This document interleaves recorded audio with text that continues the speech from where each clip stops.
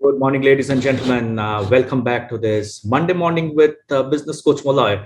And people must be thinking I'm crazy. It's a Wednesday, but we are talking about in terms of Monday morning with business coach Moloy. For people who had logged in, viewers who had logged in on the Monday at 9:30 IST would have realized that I was traveling and there was a huge connectivity issue because of which we couldn't do it. But that doesn't mean that we stop. And I'm back in India last night, and today we will do what we were supposed to do on Monday morning with the business coach Moloy. Now let's start going. So this is episode 4 of our series Business Mantras with Entrepreneurs. And if you remember, and on day 3, I had spoken about the art of multitasking as a business owner. And as an entrepreneur, multitasking is a hugely important task or a skill set to have.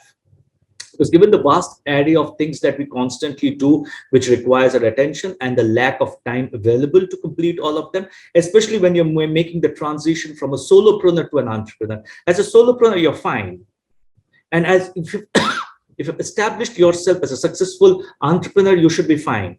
But the transition, which we call the going from the 100 to 10 to 100, is the time where multitasking is very, very critical because people are still not seeing the vision of your business and people will keep on coming and going. Sometimes the fault lies with the entrepreneur that they are not able to communicate constantly the visioning exercise that I propose that every business owner should be doing. They're not able to bring in the energy into the business. So, but people, whatever reason, people will come and go. And because you have that vision of moving from 10 to 100, you will have the challenge of multitasking. And on top of it, there are the external circumstances, family pressures, weather conditions, economic conditions, multiple other things that come in. Good news is, while not everyone is supposedly adept at it, but multitasking is something that you can learn. And if you go back into the video that we did on the previous Monday, you will see the three elements by which you can become a strong multitasker. Not that multitasking has only positives, it has its negatives as well, but you have to be careful about that. But multitasking is something that is important. Therefore, we move one more step forward. And we are saying now, let's start the goal setting process. You are a business owner and you want nothing more than to make sure that your business is being steered in the right direction. The path your business takes will determine its failure or success. And of course, all of us want success. But how do you know in which direction or the correct path of your business? Well, in order to know all of that, you first need to know where you want to end up. So, like people who have interacted with me, people who have seen me talk, or people who have seen my business card, you will see one statement very clearly written on my business card: life is led backwards and planned forwards. Unless we know where we are going, we will always struggle to reach there. And that's where goal setting comes into play, because goals are incredibly important, because it gives you a clear path to follow and the motivation, because you can now start measuring the distance that you are going to cover. On this Friday, you will see a very important video coming up on our social media. So please keep a watch out for that, because that is where a lot of business owners are struggling. I'm not going to give you any hints about that, but it's a very short video. It's a 3-minute video that is coming up. Please keep a watch out for that and use that as one of the tools for your goal setting exercises. When you're doing your goal setting, one thing that you have to clearly remember is you need to think beyond comfort. You need to think beyond survival. Yes, as an entrepreneur, we need to make money to pay our bills, but that is survival. But as an entrepreneur, we need to start thinking beyond survival. That what if I start making the money? What will happen to me and my business after I have survived? So, what kind of legacy? Some of the things that you can think about is, what are the kind of legacies that you would want to leave behind? What are the kind of charitable cause that you would want to be associated with? What do you want your day-to-day life to look like when you are doing these kind of exercises or goal settings? So when you're doing your goal setting, The first thing that you need to make them as specific as possible. Take time to think about your goals before setting them on stone. They need to be very, very detailed. You cannot say, my goal is to lose weight. My goal is to lose weight by 5 kilograms in the next 6 months. That's what SMART goals are all about: specific, measurable, achievable, result oriented, and time bound. So just don't put up a simple goal like we want to grow. You have to push yourselves to clarify: grow in what way, how much, what specific numbers, how many customers, increase, grow in sales in what perspective. Is it 10% every month over the next 6 months, so that you can actually keep on measuring and knowing whether you're hitting your mark or not. So that's the first thing. Second, once you have written down your goals, and these goals, while people say that it should not be written down on stone, it's not cast on stone, I say that if your goals are really, really powerful, they should be somewhat cast on stone. Yes, there could be situations where you will try to pivot, but that pivoting cannot be rewriting the goals every 6 months or every 1 year. So once you've done that, the second element that you need to do is stick to your goals. Because if you don't stick to your goals, it's worthless. It's important to continue to be motivated towards reaching your goals and not be stuck in the day-to-day. Too many business owners are spending too much time procrastinating, too much time on thinking and doing the same thing again and again because they seek perfection. Perfection is great, but look at yourself, spend half a day every week and asking yourself, could I have done that faster? Could I have done that and moved on with my life? Or am I spending too much on one particular subject and allowing that to burden my mind? So revisit your goals. If you think that you are spending too much time in the actions that you're taking, then maybe your goals are not very well defined. There's no clarity. So with your employees, you need to sit down and do your goal setting. Your goal setting cannot be yours. Your goal setting will have to be yours and your teams. And not everybody will be like you. We are all different individuals. But if that employee is working for you, we also have to ensure that his or her personal aspirations are getting fulfilled. We are running a business to fulfill our personal aspirations. Why do we forget that an employee is working also for us to fulfill his or personal aspirations? You can hold these check-in meetings to talk to those who work about how they work, how their work is contributing to achieving a certain goal in the organization. Move away from a task-oriented organization to a goal-achieving organization, and you will see the transition that is happening. I was talking to somebody yesterday, and he said, being a Bengali, he said, Moloy, my employees have stuck around for me to about 8, 10, 12 years.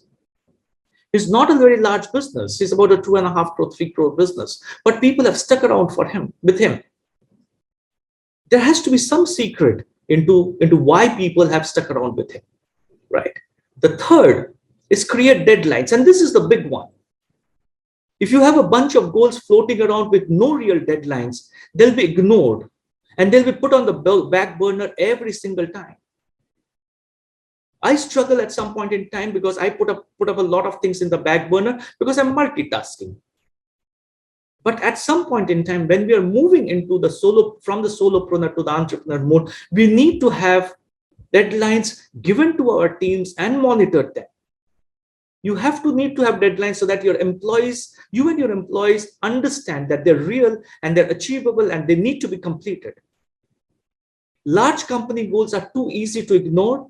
But if you don't have deadlines and aren't frequently revisited, those goals will never get achieved. Fourth, reward yourself when you reach the goals. Otherwise, what's the point? Otherwise, what's the motivation? You set out to do something and you did it. So now enjoy it. Rewarding yourself and your employees about the work that has been accomplished.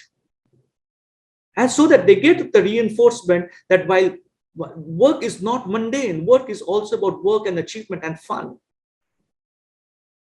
If you make your team members feel good about accomplishing something, they're more likely to want to accomplish something more. In the last 1 year or 2 years, many have learned the challenges of working from home in an environment which was initially not designed for workplace tasks. We know how people suffered. We know how people suffered in large cities, where small bedrooms, small houses, where the children, in fact, there were families where the children are on their iPads, undergoing the school sessions. The wife is on a laptop, the husband is on a laptop, and in a small house, people are struggling because these places were not designed for workplace tasks. So without the structure and the limited distractions, many found the switch to remote work very difficult because the environment was not setting up for success. So while most people were either adapted or went back to office, the lesson was learned. Environment is everything. So we have spoken about few elements about how you can achieve your goals, make them specific and measurable, stick to the goals, create deadlines, reward yourself and your team members when you reach your goals, because the environment that you're giving to your employees is the most important element that you can give. And it is sometimes not the physical environment, it is the emotional environment that you're giving to your people. So what we will do over the next few weeks, and this was a commitment that was made to all of you, we will try and define the key entrepreneurship goals. Entrepreneurship goals are goals set by someone who has started a business. These are goals that are either for the business or for the entrepreneur. And typically there are few common goals, about 10 to 11 of them, which entrepreneurs need to focus upon if they need to achieve these goals. And every week we will go out and focus on each of these. And what are those goals? First, developing a business plan. Second, defining your value proposition for your product or service. Third, defining your target market so that you can work with your ideal clients. Fourth, defining your robust marketing strategy. Fifth, hiring and managing right people. Sixth, financials, giving a method to the madness. Seventh, delegating effectively. Eighth, establishing a brand equity. Ninth, focusing on the entrepreneur's professional growth. 10th, growth via replication. And 11, finding the healthy work-life balance. So we'll try and cover at least 10 of them, because this will enable you to design your business for the forthcoming years. If you follow this 10 plus the 4 elements that we have spoken today, till now in this business mantras, you will have a business that will be robust and successful. The key to a healthy and balanced, successful life is the environment that is designed to cultivate. Ask yourself, what do you need in that environment to succeed in your business and your personal life? Most entrepreneurs let personal life fall by the wayside, and they suffer later. Focus on setting ambitious goals, achieving them, and then reevaluating them so that you can continue to grow. Follow these goals, follow these 14, 15 mantras that I will be sharing with you over the next 4 we have done, and about 10, 11 to come in the forthcoming sessions. Follow these goals when you're setting your goal setting for your business, and you will be on your way to becoming that goal accomplished machine. It is true what they say. You can do anything that you set your mind towards. Your business is capable of achieving more than you think. You are capable of achieving more than you think. Too many times we underestimate and set very, very low goals. You just have to set the right goals to get you there. Thank you so much for watching, and thank you so much for staying up with me till the Wednesday to watch this Facebook Live with me. Keep writing to us and we will respond to all your queries.